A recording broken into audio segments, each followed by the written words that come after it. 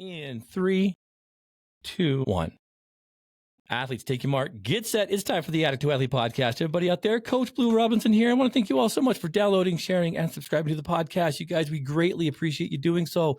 Hey, as always, keep an eye on that website. We've got all kinds of activities, information about the team, backlog podcast, information about how to create your own starting line in recovery.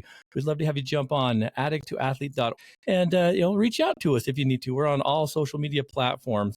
We've got a lot of great things on the horizon, specifically here in the month of February. Addict to Athlete will be running to the Utah State Capitol for the Rally for Recovery. So we're going to be posting information about how to hook up with us, how to support the team, and how to bring that message of recovery to the people that make the changes in our state. Athletes, I got a great guest in studio today, one that I was just talking to briefly before we started, that this is a long time coming event. I am so excited to have Rob Archuleta. I'm going to let him introduce himself here briefly just in a moment, but I've known Rob since December of 2011 after we posted a video on YouTube about our very first year in review. And Rob said, hey, Addict to Athlete, we're Addict to Athlete in Pueblo, Colorado. And, I love it when great minds think alike. Rob, welcome officially to the podcast. You gave me a list of your attributes, but I think you'd probably better, say them because I'll screw them up somehow, brother. Long time coming, Rob. Welcome to the podcast. Let's jump in. Introduce yourself, brother. Yeah. Hi, I'm Rob Archuleta. I have a PhD in advanced studies in human behavior. I'm a licensed addiction counselor, certified personal trainer, and the co-founder of Addict with the number 2 athlete. I love it. Yeah. So addicttoathlete.org for us too, just number 2. And then I work as a chief innovation officer at the biggest treatment center in the state of Colorado. Jeez, Rob. So really, you're just a lazy guy. Let's be honest, right? You got nothing to do. Yeah. Good grief, man. I'm going to be 52. I keep saying it's going to slow down sooner, but it won't. It's just ramping up. Yeah. Dude, it won't. But Rob, I remember that first time when we kind of bumped into each other, and you'd commented on the video, we'd reached out and whatnot, and it was awesome. You started Addict to Athlete just before us. I think you guys already kind of had some establishment out there, and I've loved it over the years to be found by people that are looking for you. And I know that you've done the same thing with us. And it's kind of a funny thing because literally we are neighbors. You're in Colorado, we're in Utah. But the message that we both provide is very clear. It's about moving from one aspect to another. But tell the listeners a little bit about you. I'd love to know more about your history, about where the foundation kind of created. Like I said, you've been wicked busy, man. And I would just love to know more about you. You're an Ironman athlete. You are an ultra man. I mean, you are the epitome of everything that I think what we created in both of our programs stands for. So if you don't mind being a little bit narcissistic for a minute, tell us a little bit about you. Yeah, my wife would say that narcissism's right on. So no, I'm just kidding. I'm with you. So 2 things I will say. So we founded in 2009 and we founded Addict to Athlete. And I talk about it in my book, Suffer Well, which we could talk about later. Yes. And so I was struggling with the 12-step meetings. I got sober off methamphetamine and, party drugs, ecstasy, Special K. I was a club kid. And then I struggled with my weight in the 12-step meetings. I'd never been as down as I was, ballooned up to like 255, 265 from 165 in 3 months. I was extremely depressed. I was posting on MySpace like, hey, I'm sober for 6 months. And my friends are like, you look terrible, do drugs. Do you know what I mean? What are you doing? It was like, I found a really, really, really kind of got into this dark mindset. And then little by little, I discovered exercise through a bunch of different things. And then I wanted to share that with the 12-step group. So really naive, I emailed NA and AA World and I said, I want to do an exercise Narcotics Anonymous. And they said, absolutely not. We do not stray from the founder's vision, Dr. Bob and Bill W. And so I just kind of kept inviting people to have a support group and then run at a football field. And then I saw an article in Runner's World. I'm curious to know how you got your name, but I saw an article in Runner's World, and it was about an athlete who got injured. And it said from athlete to addict was the title in the story. And I said, athlete to addict, I'm actually the opposite, right? I'm addict to athlete. And that's kind of how the name came about for us. And then I had 2 things I just want to share with you. So number 1, my wife ran an ultra marathon for the victims of the Aurora shooting. And that Oh, was the yes. first time, like, we bumped heads before this, but then David Clark was wearing an Addict to Athlete shirt at that event. And so he said, "Why are you Addict to Athlete? I'm wearing an Addict to Athlete shirt." And we had a whole tribe of us out there, and we said, "No, I we're love it. Addict to Athlete," We're And Addict to then I Athlete. said, "No, I know Blue, like we're." And then the second time was when James Lawrence was doing his Ironman ride. He came out and rode with us, and I was on the Ironman team at that time, and then Yeah. when we were riding, I said, he saw Addict to Athlete on my helmet, and he said, "I know Blue. I think he's from Utah, right? Is he from Utah, or he had just been Yeah. to Utah?" And he Yeah, said, David. "I said, yeah, I founded Addict to Athlete." And he said, "No, you didn't. I know the guy that founded it." And I said, "No." I was like, "He's just better at publicity than we are." No, I'm just kidding. Yeah. So those were the I two love it. that were funny. And, we went through it with our board of directors. And when we first founded, they were like, and my wife and I we talked about it. And I was like, I was like, this Blue is doing exactly what we set out to do. Like, I don't think there's a conflict or a copyright. We want to just represent. He's affiliating. We're affiliating. We're getting the Addict to Athlete message out there. I Yeah. don't think he saw us and decided to do Mm-mm. that. And we definitely didn't see him. But I will admit, like, I saw you use Erase and Replace, and I had heard that, I think, in a Foo Fighters song before. And I was Oh, like, yeah. okay, Yeah. I'm straight up stealing that, though. Yeah. So, Stealing it. I mean, we Stealing it. started I saying, have the email from you that said, "Hey, do you mind if we use this?" I'm like, "Dude, please." And that's, brother, that's why I think I've loved what guys like you, guys like me, and some others have done with this, because literally we're all on the same team. And it's funny because the only thing really that differentiates you and I is the number 2 versus the Roman numeral 2. We came up with our name because I was looking at the movement, and the moving from the Roman numeral system. The reason why we chose it was because Roman numeral system doesn't identify with 0.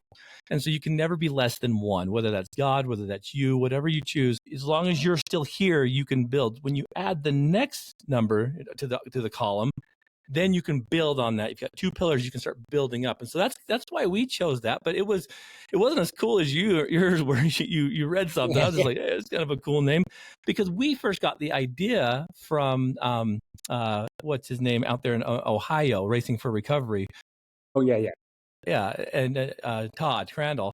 And I reached out to Todd, and he sent me the information to get the group going. And as I was pitching it to my clients, as I was working as a therapist, they're like, "Blue, this is great stuff, but this is Todd's stuff. What if we did something uniquely ours?" I'm like, "Okay, that sounds great."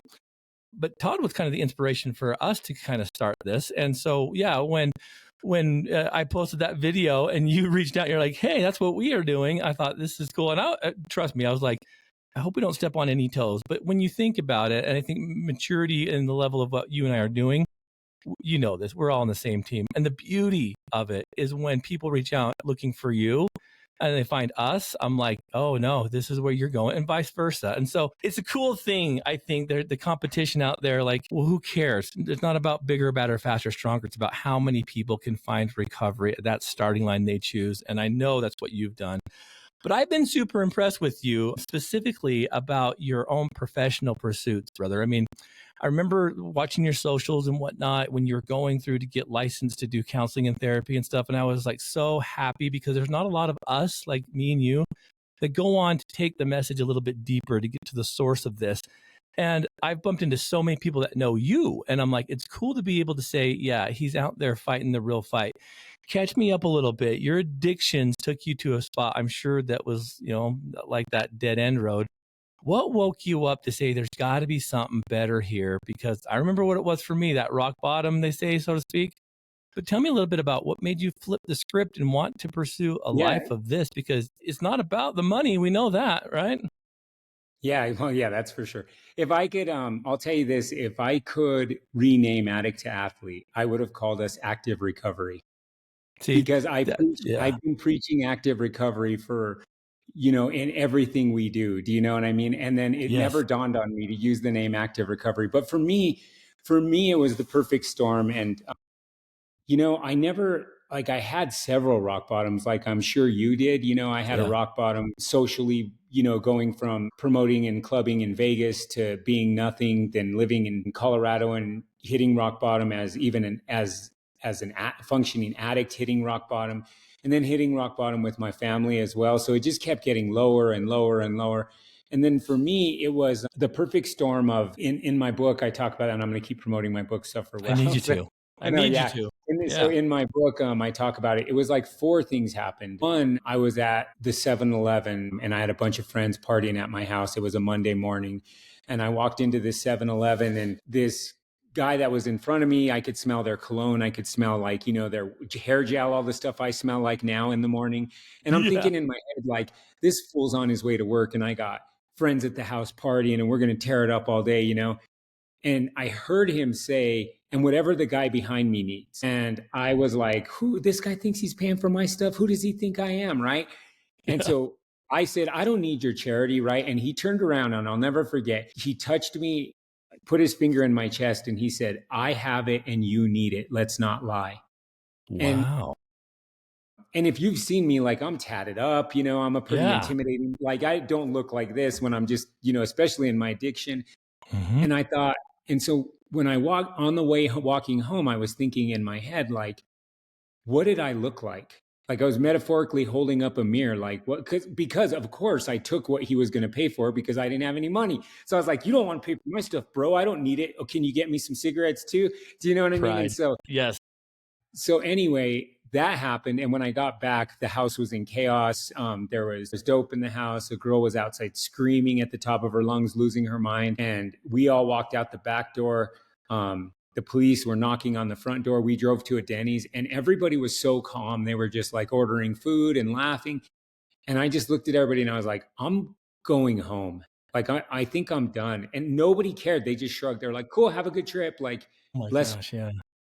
And then I came home and the perfect storm of my grandmother was sick and dying. And I went to see her, not knowing how fast she would pass. And this kind of all happened within days of itself. And she said, I wish I could put you over my knee and spank you like I did when you were a little kid. And she kind of said, get your crap together. Wow. And then, I was high then and I was high. She died like right away. She died like a day after that. And I went to the funeral and I was really tore up, like couldn't even process it. And I was going to go back up, up the state, and a snowstorm stuck me in my hometown. And then when I got stuck in that, it was just enough to jump from that contemplative stage to the action stage of recovery. And it was just like, it's hard not to believe in God or spirituality or a higher power because so many boxes got checked that kept me from dying. So many boxes got checked that day that led me to a path of, like I say in our Addict Athlete program, not just being sober, but flourishing as an individual in society, right? Like it's all of those boxes got checked. And I truly feel like there was divine intervention in that process because many of all those things happened right in a row.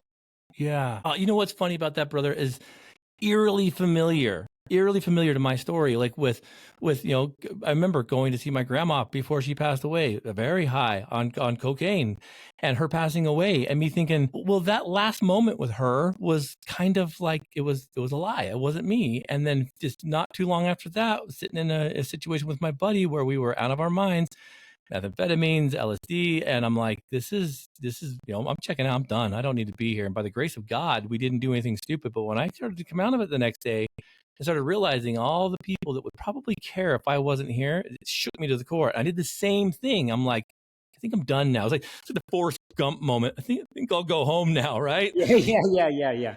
Turn around. And it was the same thing, dude. No one cared. No one came running after me. No one, said, hey, what's up with Blue? It was, it was game over. And so eerily familiar. So I got a question about that, man, because I've talked to thousands of clients of mine. You've probably done the same. They don't believe that you can just switch it up and be done. And it's a choice. I believe it's a choice. I mean, don't get me wrong. It's hard. But you can literally say, I'm done, and then do the work to make sure it stays that way. Do you agree with that? Like when you make that decision, it can be done? Yeah, so I never went to, it's funny because we both work in treatment, and I don't think either one of us went to traditional treatment. Yeah, nope. I didn't. And I glue the money for that. Yeah, right. And I glued my sobriety chips to my grandmother's gravestone, by the way. Like, I don't know if you've ever seen it on any of the social media. I I take my have. sobriety Yes. chips and glue them there. But for me, I had, I had never had, first of all, I hadn't been in my right mind in 11 years, right? Yeah. But I had never had an irreversible consequence.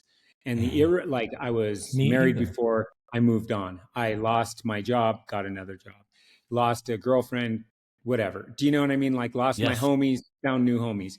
Yep. But the irreversible consequence of losing my grandmother and then not being able to say goodbye in my right mind, or just knowing that she died thinking I'm an addict, because she Yeah. did know. I mean, it was pretty obvious. I was a shell of who her Hito was, you know, and Yeah. who her grandson was. And so that irreversible consequence was enough. It was enough for me to go like that. That woke me up. And then I'm just the kind of person, like, I think this is like what we preach in both our programs, is the tenacity and the conviction you gain in addiction can be transformed into finishing ultra races, into staying sober. You know, Dr. Cornell West said, the cure for addiction is love, courage, and conviction. You know, love yourself and others enough, have the courage to do things you never did, and have the conviction to stand by what you say. And the first Yes. step for me was conviction, even before love and courage. I had the conviction. I was like, I don't want anybody else to die thinking I'm an addict, and, Beautiful. you know, just thinking I'm nothing. And so for me, the hard part was I loved everybody, but I didn't love myself. And I Yeah. didn't have the courage to really move forward. And when I say courage, I mean that works like, sometimes courage isn't slaying a dragon or facing trauma. Sometimes courage is filling out FAFSA at a community college at 31 years old. You know, sometimes it's Seriously. getting a 9 to 5 job. And to Yep. me, that's the courage I lacked. And so I did it backwards. I had the conviction and everything else came with it. Man, see, dude, I love that. And that's the thing, brothers. Both you and I never thought that we'd be in positions like this. I mean, I was the first one to ever graduate high school. I was the first one in family generations to flip and go to college. And so, you know, we statistically shouldn't have made it. And I love the fact that both of us had chose a different path by saying we're done, you know, and it takes a ton of courage. I remember going to my very first like college class as an adult, sitting around and seeing tons of young kids being like, I don't think I'm should be here. You know, I questioned it every day, and I'm like, I shouldn't be here. And because I really felt like I was the imposter. And so I love the fact that you state that. One thing I'm curious about too, and I didn't know this about you until you just kind of mentioned it moments ago, but the 12 steps, you know, that was the reason I decided to move forward with a program like Addict to Athlete, is because when I was working in the county, you know, government program with people that were coming in, that was part of their program. Part of their drug court program was 3 outside meetings a week, and it was 12-step based. That's all we had here. And, you know, I caught some of my clients forging a sign-off sheet saying they were attending, and I'm like, what are you guys doing? And they're like, oh. And they said something pretty honest, and they're like, it doesn't work for us. We get it, we like it, but it doesn't, you know, it's not for us. And I got thinking, if we're court ordering and mandating these people to go to these things, shouldn't it work for them? And for me, when I got sober, when I walked away from my friends, you know, my friends became Monica and Chandler and Ross and Phoebe on Friends. I mean, they were, I had 2 episodes a day with them. And then I just started kind of feeling like there's got to be something more. And I bought a mountain bike, jumped on the stupid thing, started pedaling around, bumped into some people that were mountain biking too. And they didn't care if I was an addict or not. They didn't know. They were like, dude, if you're going to do this, you need a helmet. You probably should get a water bottle. You should probably, you know, I didn't know these things. And so when they kind of brought me into their little circle there for that one day I was out deciding to try and be a mountain biker, they treated me like one, even though I didn't look the part. And I thought there's something to this. And then started running with my father-in-law, and then I started feeling better. And I thought, you know, the endorphins started kicking in, the erase and replace mindset started to kind of click in. And I thought, well, if this worked for me, maybe it can work for them. But we got all kinds of blowback from the 12-step community, man. We had people coming into our meeting saying, you're doing it wrong. You're not treating them as anonymous. Like, and I'm thinking, back then in 2011, when we got going, anonymity was not really a great thing. I get the principle, but for most people, like, we need to share this. We need to show people that we're not different. And then, of course, the opiate epidemic comes through, starts wiping all of our friends and family out. And now in 2025 with the fentanyl, like, anonymity will kill you. And so I get the old school stuff. And I love the 12 steps. I think they're fantastic. But there's more than one way, isn't there? So I'm curious about, you know, in 2009, I thought it was rough in 2011. I can't imagine what you guys went through. Like, what what kind of like thorn did you become in the side of people that thought, hey, what are you doing, newcomer? Yeah. So first of all, please read my book because I talk about that, how I love it. inviting, like endurance athletes are they're much like, people in the drug world. They're like, hey, stupid, you want to do something stupid? Join us. Do you know what I mean? Exactly. It's a pro-social thing. So let me just tell you, let me backtrack and I talk about this in Suffer Well. And I was originally going to call it Addict to Athlete. And then I was like, but this is my story, not the program story. And I There really you backed go. away from that because of the CEO at our company said, this isn't about Addict to Athlete. This is about you and your ability to suffer well. But so I left Vegas and I still had some stuff that I had to take care of through the courts. And I had an attorney jokingly say to me, don't get pulled over. And when he said that, I got an anxiety about getting pulled over. And so Yeah. Sheena had bought me an Iron Horse mountain bike made of metal. And I started riding the Iron Horse mountain bike to 12-step meetings and to my anger management and addiction classes. And then from there, because I have a sensitive stomach, I wasn't eating. And then I was saying, I'm leaving the meetings tired, not triggered, because by the time I'd get home, I'd be tired and not triggered with what was said at the meeting. Beautiful. And then I got a flat tire and realized I could run. And then I realized I have like this really crazy ability to tolerate pain in endurance. I could run fast. I didn't. And I was still struggling with my weight a little bit because I hadn't really learned how to eat healthy, but I knew how to exercise and push myself. But for us, you know, this is why so I love the 12 Me steps, too. but I don't love the meetings, the There AA you and go. NA meetings. And you're not really doing the 12 steps to me the way they were meant to be done in some of those meetings. Like, Yeah. and the reason I say that is I talk about this quite a bit. Like, step 3 is turn your will and your power to the care of God as you understand God. Well, if Yeah. I understood God, I wouldn't have been in that mess. Do you know what I mean? And so Good I was point. never ready to turn my will and my power over to the care of God because I didn't have an understanding of God. And I couldn't turn that over because I just understood that the God I believed in, you had to be totally sorry, which I wasn't yet. You had to, the God the God I was raised with, Catholic, was about guilt and shame and Yeah. wasn't about love and acceptance. He didn't accept the LGBTQ community. Like, I just was like, how could I turn my will and my power over the care of this thing that caused me shame and pain and guilt? And, I just couldn't do it. And so for Yeah. us, my sponsor, I'll never forget, this is a pretty funny story. I have a sponsor he was part of the Aryan Brotherhood in prison, but there was nobody getting sober off meth back then. Yeah. And I'd say, like, we would joke because I would say, I'm Hispanic. You must really hate meth to support me. Do you know what I mean? And so Yeah. It must be bad. he said this to me. He said, if what you're doing works, a lot of us old timers are in trouble. And I'll never Oh, forget he said that. And so what we did is our demographic is different than yours because we work with hardcore offenders. Like, we're working with people who are in the system and I don't know if you don't, but that is our main demographic. yeah. And so I was introduced in college to criminogenic needs. And so we developed a curriculum around criminogenic needs. And spirituality wasn't a piece of that. It was like, Right. learn how to be a part of society, learn how to have fun in a pro social way. It's not an us against them attitude. That's the kind of stuff that we needed to understand. Like, let go of your ego versus self-esteem. Everything on the street is ego because that's how you survive. Everything in Exactly. society is self-esteem.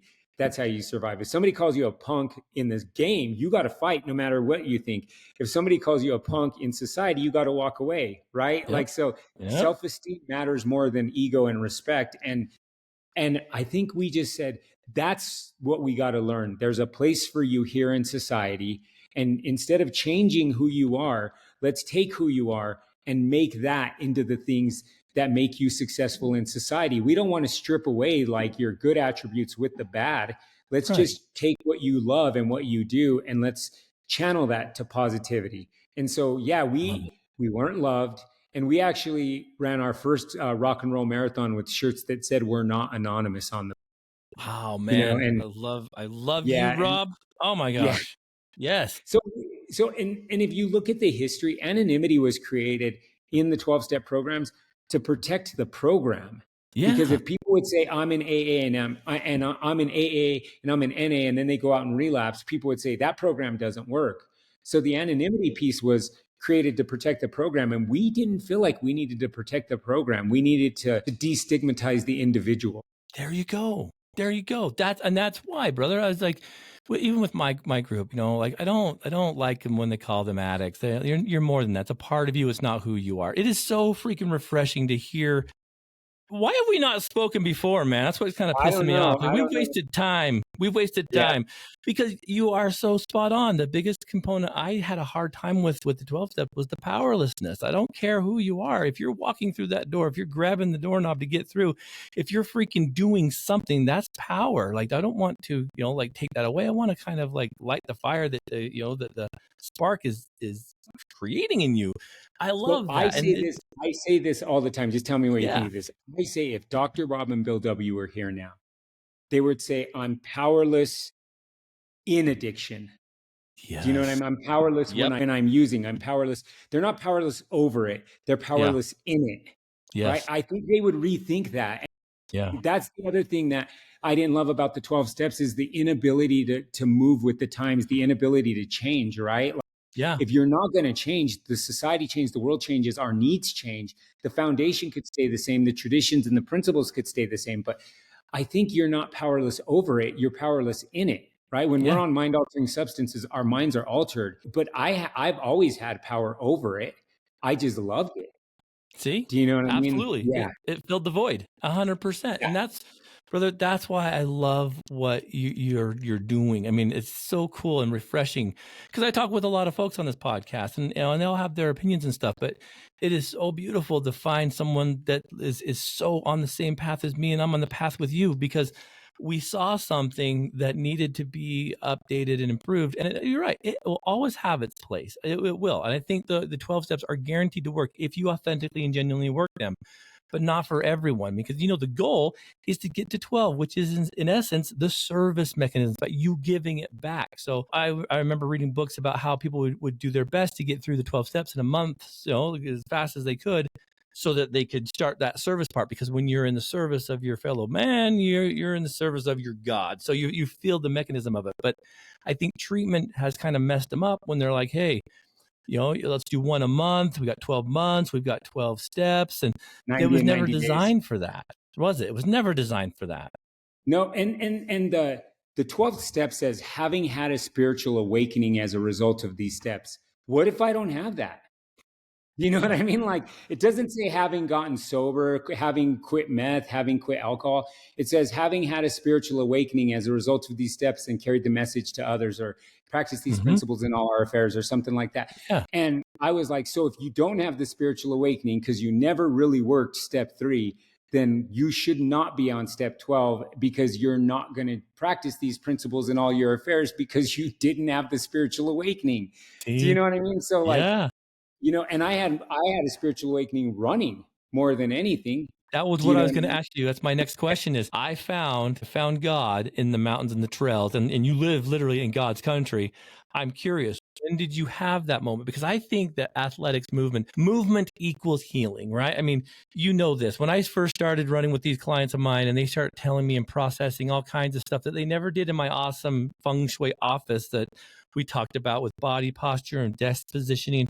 When we're out running and they're like, Blue, I'm remembering this time when my dad was chasing me and they're talking about trauma as we're running. I'm like, what is this? Like, everyone's processing this stuff. And I'm like, I'm discovering a new modality of therapy. It's EMDR. That's what it is. Right? Yeah, kind of. Yeah. That's a good way to put it. It totally is. Yep. And so now in my office here, we got a treadmill, one next to each other, and it works so well. It's a non-threatening way to do counseling. I had mine come to Jesus moment when I was in the middle of nowhere on a trail. I wanted to be done. I couldn't because you're past the point of no return. And that to me was like, that's a spiritual awakening. That's one of these things where it's like, okay, you don't know where you are, but the people that set this race course up, they do. Follow the signs. And it was kind of one of these like, slow down, like stop overthinking things, just keep moving. You're going to feel better. You'll catch that second wind, all of those attributes. So I'm curious, brother, tell me a little bit about those experiences because you've had them. Watching our athletes finish that never have, that's a spiritual moment. Catch me up to that. Yeah. So for me, I struggled because I had been using for so long. I struggled with anhedonia. And Mm. but for anybody listening that might not, anhedonia is a state of pleasurelessness you feel because your body's not creating serotonin and dopamine because you've been Yep. flooding it 150 times normal. And so, what exercise helps with anhedonia. And I found that I didn't find pleasure in everything. I didn't love Depeche Mode anymore. I didn't like my music. I didn't Yeah. wasn't feeling God. The food didn't taste good. Love didn't feel like love. And running was really cheap, right? Like you could just Yep. have a pair of running shoes, you could go out and do it. And it's the best bang for your buck. And I think for me, I was running, I'll never forget, I was running at a football field and I was running I was so out of shape that I was running the straights, walking the curves, running the straights, walking the curves. And I was doing that for a 5K. And then one day the playlist was just hitting perfect. I took some caffeine and I was running the straight. And then I said, I'm going to run the curve. And I'll never forget, I just kept running this is how long ago. There wasn't smartwatches back then. So I Yeah. was dropping pennies. I was dropping pennies to know, like every lap I was dropping a penny on the ground, setting it on the cement outside the track. And pretty soon the penny started almost to a 5 miles. And then all of a sudden, the playlist hit right. I felt like this tingling inside of me, the runner's high. I got teary Yes. eyed and I just kind of realized what I was capable of. And I just remember sobbing, just sobbing, I actually feel something. It wasn't Yeah. even that I felt good or bad, just I feel something. I've been Mm. this person trying to prove that I'm not that old person, but I Yeah. hadn't really felt. And that running gave me that back. And it was a breakthrough because once I felt something, then I was like, maybe there is a God. Maybe there is more to this life. Maybe there is why would this exist? Do you know what I Yeah. mean? And so, yeah, so Yeah. for me, that's what it was. And then those, doing Ironman, doing Ultra Spartans, doing all, then that becomes a testament of your will and your ability. And then you have those spiritual moments in a Oh yeah. 140-mile race. You have those spiritual moments every time you have to push. Do you know what I mean?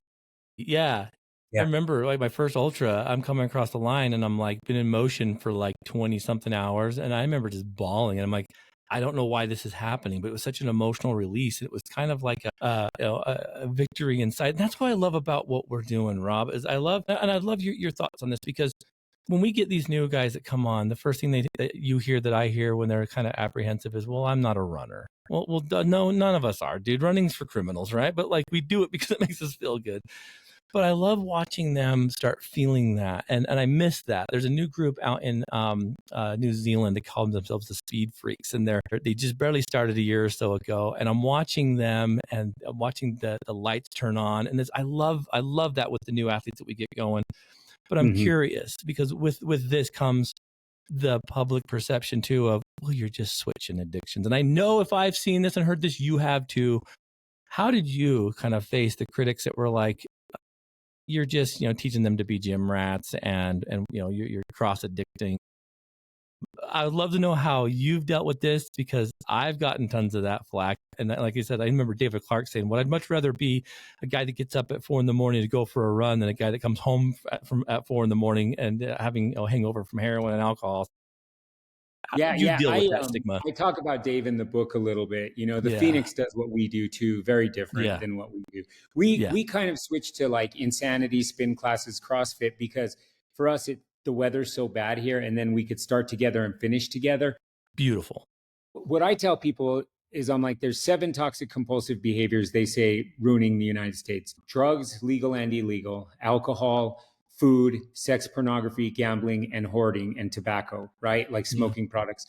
And so I always say, all of those things give us instant gratification. All of those things give you instant gratification. That's why they bring us pleasure, and that's why we love them. That's why we engage in them. Pornography is instant gratification. Even shopping is instant gratification. What Mm-hmm. we do is different than regular addiction because you're not getting instantly gratified. You're working for that gratification. You're Yeah. paying for that gratification in sweat. You're paying for that gratification in waking up before others, in healthy eating. You're paying for that. And so what I say is, can it be something that I'm dependent on for my well-being, yes, I'm dependent on exercise and this for my well-being. The same way some people are dependent on their mental health medications. I would never knock anybody for taking Seroquel or for Exactly. taking Visceral. So to me, this isn't instant gratification. This is something that I work for. And while I'm working and while I'm paying, there's this currency that I'm exchanging, whether that's like, my motivation, my dedication. I'm trading something. I'm working for it. This isn't instant. So yes, I'm not addicted to it, because Yeah. addiction would be negative consequences in me still doing that behavior. Like if I I see. was missing a limb and had COVID and the doctor said, don't go run, and I was still running, or missing a limb and it wasn't sewn up and I was still running, or whatever it is, right? I Yeah. don't have necessarily the negative behavior. I have something I'm dependent on, the same way people are dependent on their medications. I do yoga, I do spin, I do CrossFit, I do Ironman, I do endurance sports. I just have a wider variety of things available to me, and it doesn't ever give me instant gratification. I'm dependent on it for my wellness, for my sobriety, for my recovery, and just for my overall well-being. So I'm dependent on it the way other people are dependent on Ozempic or methadone. I'm not Right. knocking them. That's the Yeah. same thing I'm doing. But addiction, I'm not getting instant gratification. I don't run 1 mile. In fact, the more you get in shape, the less instant gratification you get. Yep. Yeah. Absolutely. And So I think I love that. And so, for anyone that maybe has a voice in the back of their head, or maybe a real person that's like, you're doing too much that way, please repeat what Rob just said, because that's a beautiful way to explain it. Yeah. I mean, it is not, it's much easier to be gratified by a substance that you can just go in and chill. You got to work for this. And I think that a lot of people that say those kind of things, those are the ones that have never gone out and felt what it feels like to move and to run and to bike, and to swim, and to let your body like start to work at its peak, its peak operating like performance. That's a beautiful thing, man. But I well, love that. Go ahead. no, I was going to say, and like the other thing that people don't understand, right, is this. It's almost like a mass psychosis that we have when we're together and exercising together, right? Like we're all Yes. like in this same mindset. And one of the things I tell people too, I'm like, there's also this dependency on supporting each other and like caring for your fellow athletes, Oh cheering my for gosh. somebody Yeah. while they do their last burpee. That connection is also quote unquote addictive, right? Yeah. That I actually get instant gratification Yeah. from. Is when Mm-hmm. when you see an athlete finish a 5K, it's just as gratifying as when you finish an Ironman, right? It's even Absolutely. more because I'm like holding a donut when no, I'm just kidding. But Yeah. Yeah. it is, I get just as much out of it. And so for me, like I just look at that and I'm like, you don't know you don't know what it's like. Like I always Mm-hmm. think about this. You don't know what it's like to stop in the middle of your race and rub somebody that you've never met before in your whole life, rub their calf out because it's cramping so you Yeah. guys could run mile 130 together. Do you know what I mean? Exactly. That is the human Yes. spirit and love. I have done that. I have helped people. I've like zipped people up after they went to the restroom. I've helped people clean their face while they threw up. I've had a guy give me his last water bottle in the middle of an endurance race. Of course, it's quote Dang. unquote addictive because that connection, like they say in that the rat park study, the opposite Yeah. of addiction, connection. Right. It's not just connection, but it's a genuine connection and caring for fellow men and women. Do you know what I mean? Absolutely. Unwavering love for the brothers in this and sisters in this world, that when you're doing that you don't have that anywhere else in the world. You may in church, you may in love or romantic relationship, but not the same way, because you have that with strangers the minute you get on the course.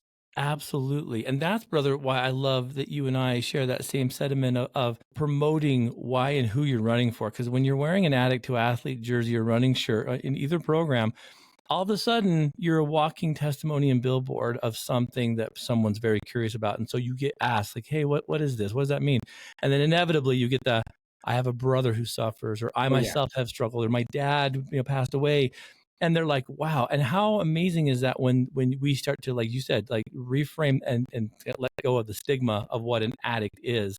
That to me has probably been the biggest blessing of the program here, is reshaping what people believe an addict is, because they're not the, I'm going to rob you blind, I'm going to cheat and steal and fight with you and steal your money. We are real people that struggle, and everyone has someone in their family that struggles. And so how amazing has that been for you guys to carry that message? It's almost overwhelming sometimes. Like when you get to a race, sometimes you get to a race and people are curious and they whisper, or they Uh-huh. see me. Like I said, I'm all tatted up, and they're like, they're like, that guy's This definitely guy's had a doping. hard He's life. trying to Yeah, yeah, win. yeah, Yeah. yeah, yeah. So, but other times, like you don't even get 5 miles in, and people run with you, and they're like, my sister died. I wish my brother would have found your program. Can I Yeah. come even though I'm not an addict? What if Yep. my kid's using? Can my kid come? Can I sit in on the meetings? Like all these Yeah. questions. And I just, the one thing I would say is anybody curious about either Addict to Athlete group, or what I know you interviewed Caleb, what Caleb's doing at the Res Hope, like, Yep. anybody that's curious, like, you just have to show up. Just show Do you up. know what I mean? Like, you're going to be welcome. You just have to show up, because if everybody that stopped me showed up, we'd need a bigger gym. Seriously. Yeah. Absolutely. And I love that you said that. You do the same then, because we have right now in our meetings just as many people that don't have addictions. We, the muggles, the non-magic folk, right? Yeah, yeah, yeah, yeah. That's a good term. We have just about as many muggles as we do people with addiction. And I love it because we don't talk about the addiction. We talk about the success of the day. We talk about the goals. We talk about the positives of recovery and healing. And I love that. Our 18-year and younger, our minor league, right? The Addict Athlete minor league. That's what it's all about. These are family systems approaches. We don't switch them like Al-Anon and AA. It's like, guys, you're going to learn from the people who have addictions, and people that don't have addictions, you're going to learn from the people that do. And so how cool is it to bridge that gap? Because it's unheard of, brother. Like, so many people want to separate instead of bring together. You've seen the same thing? Yeah, let me ask you a question. Let me ask you a question about that. So I always said this in the meeting, like I never needed a 12-step meeting to talk about how bad my addiction was and share that with others. I know you're supposed to share your experience, strength, and hope. I never got anything out of that. I go, I need a meeting to talk about why I still think it's a good idea. There Do you you know what I go. mean? Like, I don't Yes. need to hear your sob story about like what happened when you were an addict, because we've all got that same story. I don't Yep. tell that story in my book. I'm like, you've heard it. You don't need a Batman reboot for the 10th time. Do you know what I Love it. mean? Like, we know the history. His parents got shot. He's Batman. Move on. Yep. So I don't tell like the history. You don't need another superhero reboot. But here's my question to you. When you're talking about general well-being and caring, it applies to everyone, whether they've had addiction or not. So in your meeting, do you guys just talk about life skills and great things in life, and not even, you don't need to talk about the addiction? Is that kind of like what you guys see? Yeah, 100%, 100%. Like, what we do is we take an attribute, like let's say the difference between a DNF and a DNS, right? Like on Team Addict to Athlete, like this is one of our week's meetings. We're cool. If you have to get out there and you give it all you have and you get a DNF, you don't finish your race, that sucks. But you're going to come back and do it next time. But we do not tolerate DNSs. That means you signed up, you put it there, but you didn't have enough courage to start. And so we'll use those metaphors, like the comeback, hitting the wall, we'll use those metaphors. I'll have them write something on the bottom of their shoe, like pride, or like a name of a person that's harmed them. And then we'll go out for a run. They'll take it off and we'll process like, hey, you left that out there. Like, you can't see it now. It's almost gone. Tell me about what you felt when you were running and leaving that behind you. And so, yeah, we don't talk about addiction and the war stories and stuff, because you're right. Those are a dime a dozen. We know them. They're all exactly the same, different characters, same plot. So I'm 100% with you.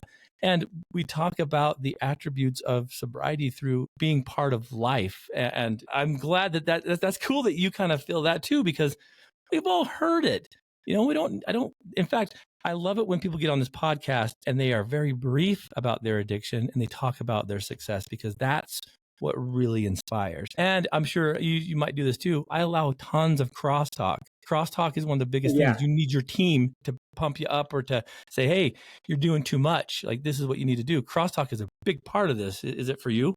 Yeah, it's cross-talking and talking smack is essential in our program. Do you know what I 100%. mean? Like, I should say this, because if I don't, so like in that picture right there, that's my wife and Kato in that picture, Sheena. Yes. Yeah.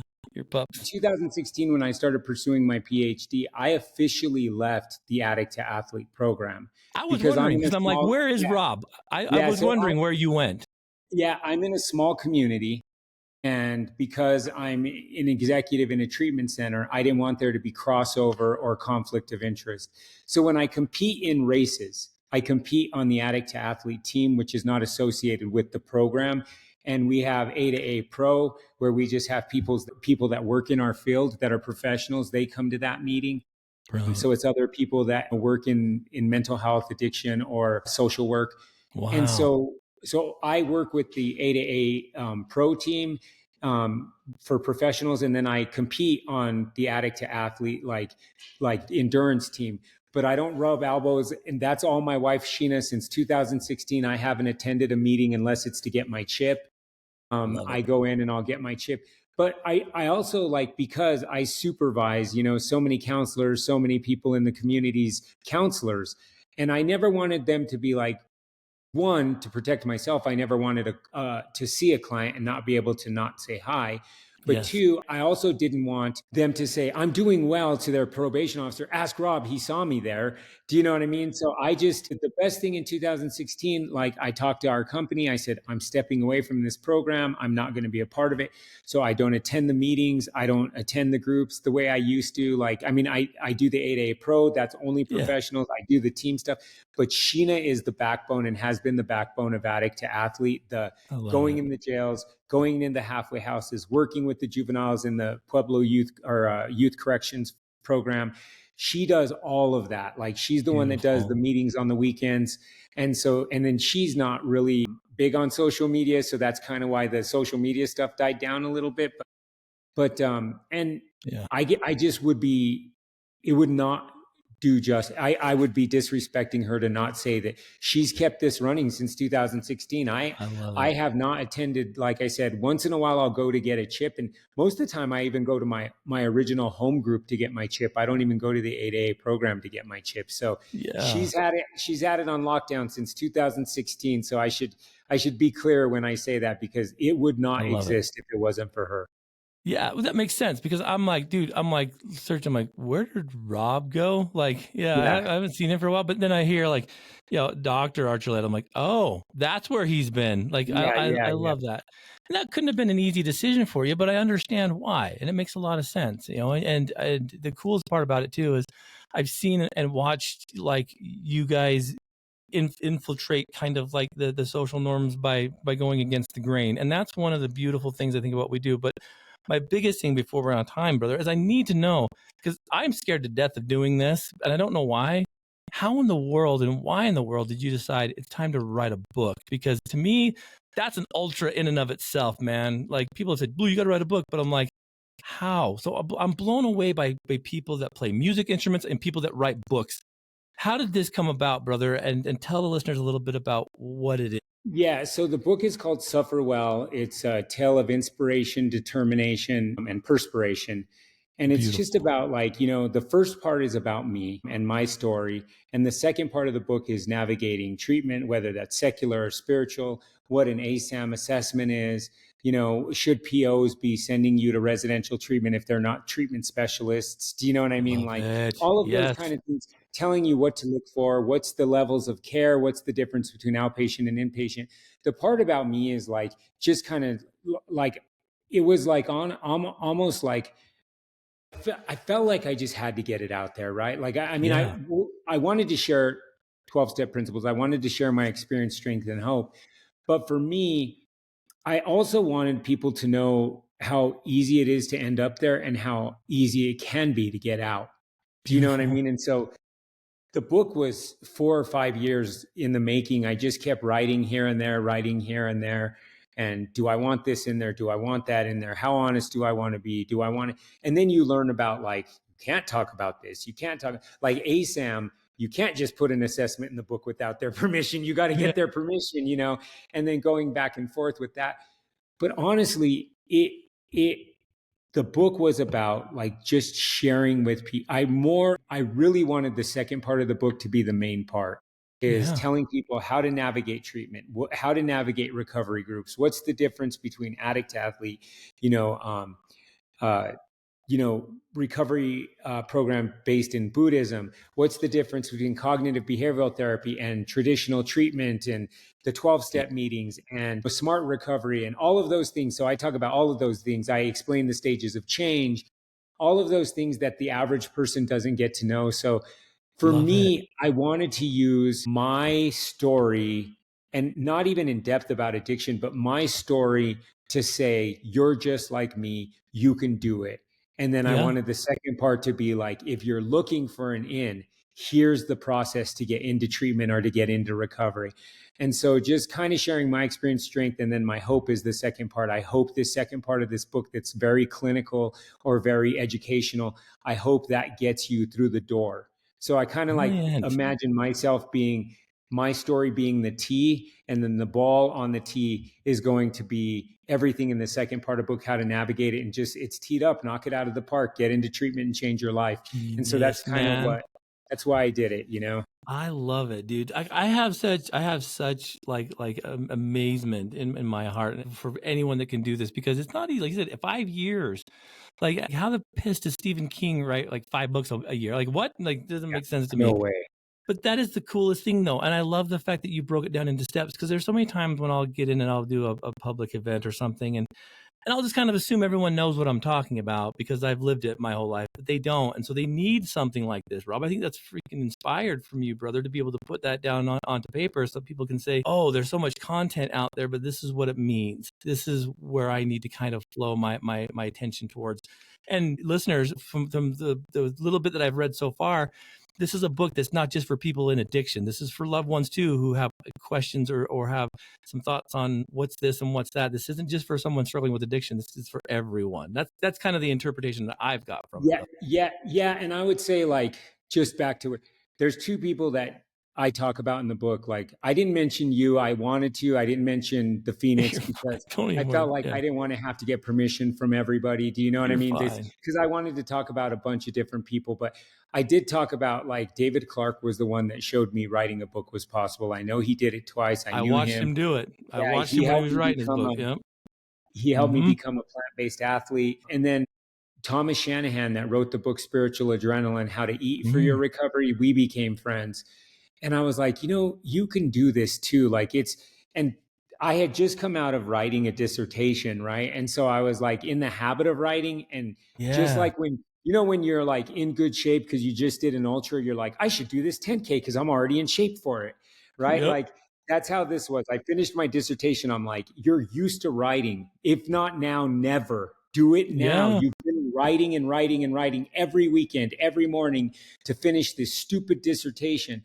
Keep writing. You're already in the mood to write. Like, you're in the habit. It's part of your training.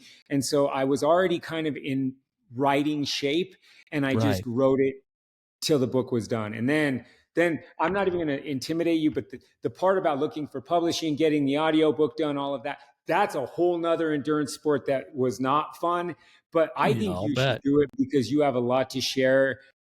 I would definitely read your book. Do you know what I mean? So Man, I brother. think you should do it. You should do it. Man. Yeah, And gauntlet then, down. Mm-hmm. yeah, don't. I mean, the same. It's just like doing an endurance race. Just one line after another, 1 mile after a mile. I just want to say it's available on Amazon right now, and the Yeah. audiobook's coming out on Kindle, and then it'll be on Google, Apple Books, and all the other major websites and stuff.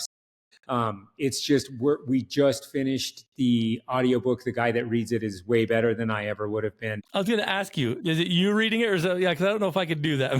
No, I So could be. funny. What's so funny is because I do my inner dialogue in the book, and then I do my dog's voice, and I would Yeah. never bark. I would never be like the guy Yeah. that Yeah. does that, and he I does love it. different voices. And so, like, but right I now love it's, it. you got to do like bit rate, wave file quality, all that stuff. I don't know how to do that. He did it. It was great. Perfect. Shout out to Aaron that did it, and he just did an amazing job. And so, That like, is so cool. but right now it's only available on Amazon. It's available on ebook, and it will be hopefully available on an audiobook within the next week. Man, I love it, brother. Again, brother, I don't know why it's taken us so long. And now I do. You've flipping been busy. You wouldn't have had time to do this up until now. I mean, you are rocking and rolling. I mean, talk about a man who creates balance too. I mean, we didn't get into half the stuff I know that we need to, but I've always admired you. I thank you for allowing us to do what we do, because yeah, there's always that situation where we start turf guarding and things, and you could have, because you were here first.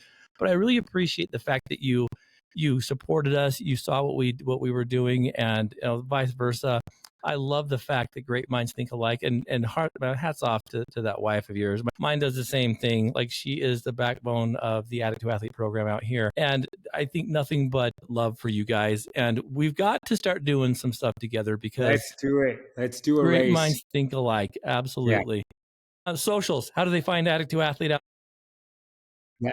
So addict2athlete.org. And then, my Instagram is sufferwell. Sufferwell 2025 is my Instagram. I'm not on Facebook. Sheena's on Facebook, but you can find Addict to Athlete on Facebook. It's with the number 2. Yep. And yeah, and that's just where we're at. And I just want to say thank you for doing this. And we were doing it first, but you're doing it bigger. Do you know what I mean? So like, it's the word's getting out there, and the more of us doing it, if a million people wanted to do Addict to Athlete, as far as I'm concerned, and they're like, good, so do it. Like, we want you to do it. If you want our assistance, we have one in New Mexico. Shout out to Johnny Armijo running it in Albuquerque. And he's doing different, he's doing different stuff than we're doing. They're doing hiking, which we don't do hiking. Like, he's doing stuff that we don't do.